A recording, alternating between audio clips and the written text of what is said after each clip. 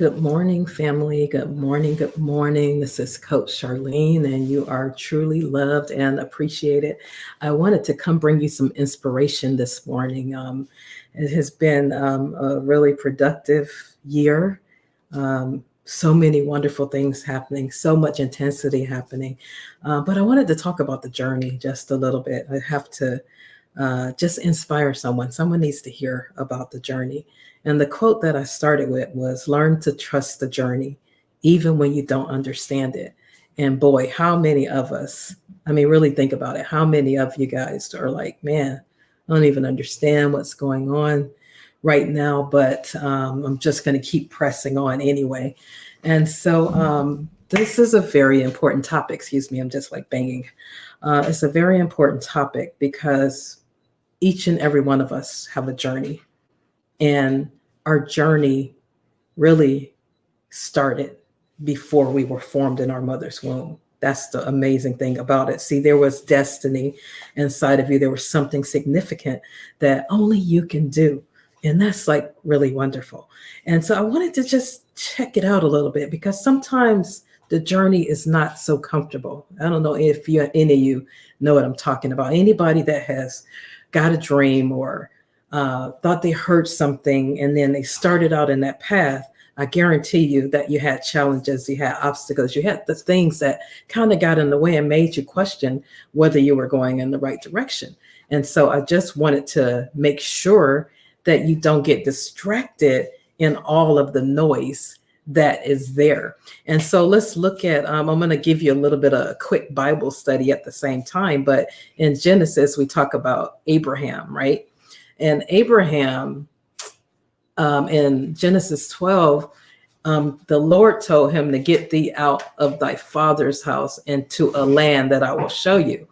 And then he said, so first he told him to get thee out of thy father's house, get thee out of the way that you've been doing things, your familiar surroundings, everything that's comfortable to you. I want you to get out of that. And you can see what I'm saying. So if you get out of that, then I will lead you somewhere that you have never been before. And that's really what this whole thing is about, is you saying that, let me not be so stuck to what I've been doing, because I see something brighter that I want to do. So he told him to get thee out into a land that I will show you. And we all know that God's job is to show us. And that's what it says in Psalms 25, somewhere around 12. The secret of the Lord is for those who fear him, and he will show them his covenant. He will show them. He will whisper secrets. He will give you clues. He will give you little things to let you know that, okay, you're on the right track. You're on the right track.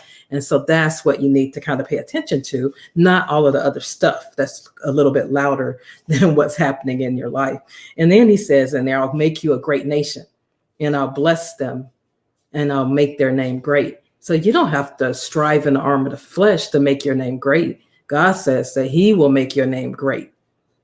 Your gift will make room for you and bring you before men and women, and those men and women will pay for what's on the inside of you, or be affected or be influenced or be changed, transformed by what's on the inside of you. So he will make your name great. He said, I will bless you. I will anoint you. I will show you what I actually created you to do. And as you begin to master that, then that's where your gift will make room for you. That gift, that talent, that book, that whatever it is you have on the inside of you, that will begin to start merging, and people will begin to know you for that thing, so to speak. And then he said, and I'll make you a great nation, and I'll bless them that bless you, and I'll curse them that curse you.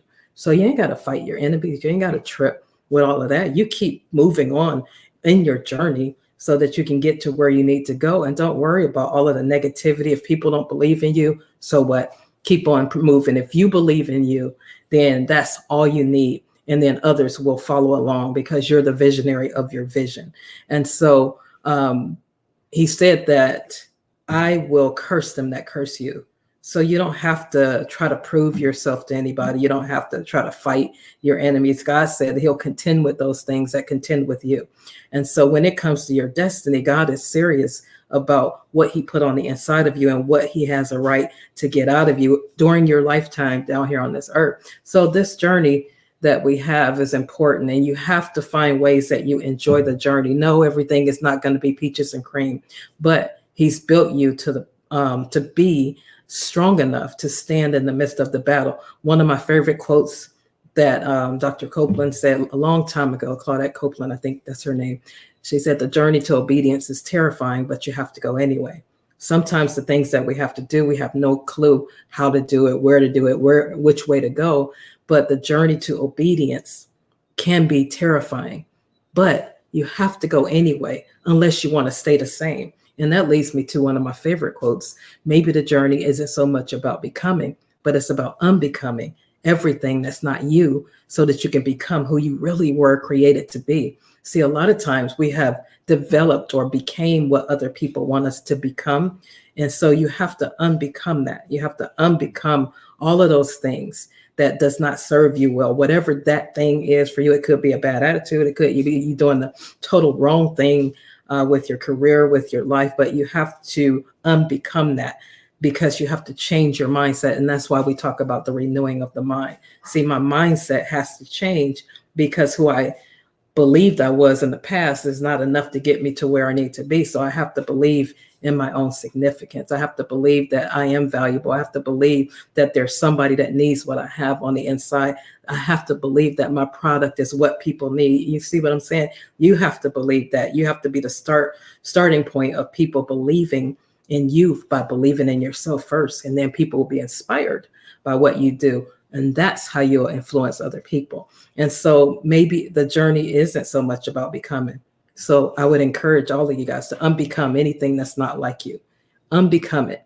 Because maybe you've gotten so adjusted to the way that you've been that you just accept things and you just continue to live that way. But I'm just telling you today to disrupt that thought process, disrupt that which you know doesn't serve you well, and begin to really listen to your heart and be drawn toward those things that calls to you, so that you can fully surrender to that, master that, and then go about your journey. And I tell you what, that's where things begin to start moving. God says he makes every crooked place straight. And so I encourage you today with that short little message about the journey is to enjoy your journey and don't get stuck on if other people don't believe in it. You believe in you and you keep moving. And I also want you to know that you got to get out. You got to get out of your comfort zone. You got to get out of your own way. You got to get out of the way so that really God can do what he wants you to do. All right. You guys have a blessed day. Just wanted to give you a little inspiration this morning, and I will talk to you soon. Bye-bye.